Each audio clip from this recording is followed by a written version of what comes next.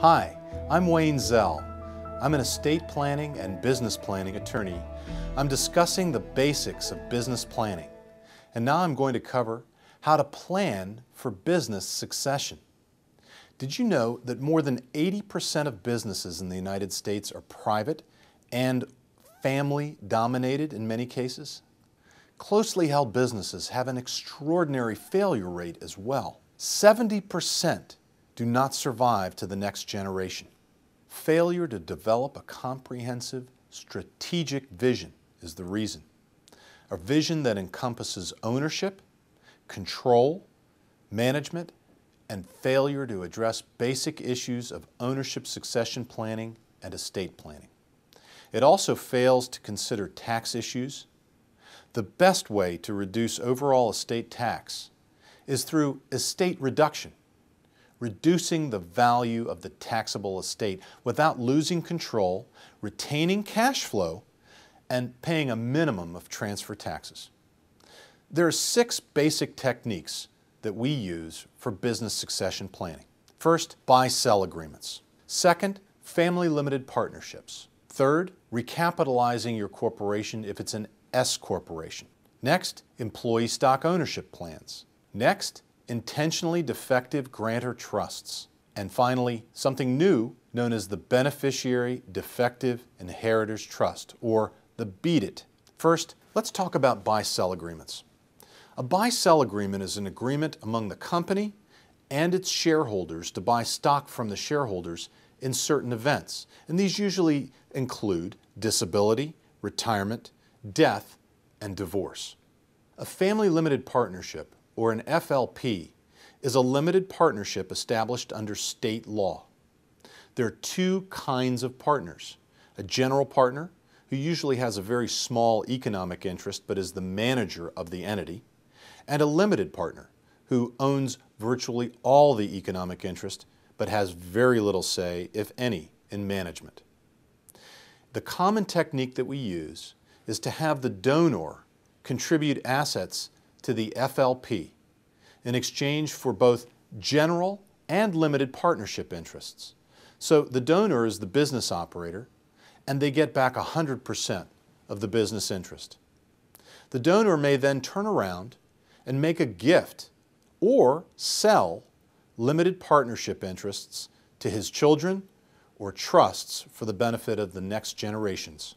When this is done, typically valuation discounts are taken. There are 2 types of discounts that are offered by the Internal Revenue Service and the courts when you sell or gift an interest in an FLP to future generations. The first is a lack of marketability discount, meaning that the interest is being discounted in value because it can't be transferred. And the second form of discount is a minority interest discount.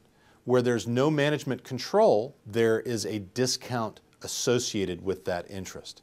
And so these valuation discounts allow you to shift wealth at less than what the actual value is to future generations. By retaining a general partnership interest, the senior generation is allowed to keep control over the business.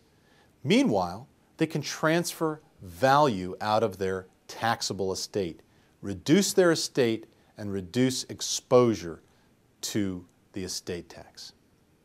Next, there's the S corporation recapitalization. This is a similar technique to the family limited partnership type technique. In an S corporation recapitalization, you've got to be careful that you meet all of the requirements of an S corporation. First, the S corporation cannot be owned by a partnership or an LLC. An S corporation is only allowed to have 1 class of stock, although in the S corporation recapitalization, you are allowed to have voting and non-voting stock. So the S corporation is recapitalized to have 1 set of shares that are voting and another set of shares that are non-voting. The donor, or the business owner, makes gifts of non-voting common stock to the kids or trusts for the next generation. Again, marketability and lack of control discounts are permitted when you make a gift of a minority interest in a closely held corporation. Next, the employee stock ownership plan is a popular way of transferring control and ownership of a business to the next generation or the next generation of employees. In an ESOP, a closely held company establishes an employee stock ownership plan.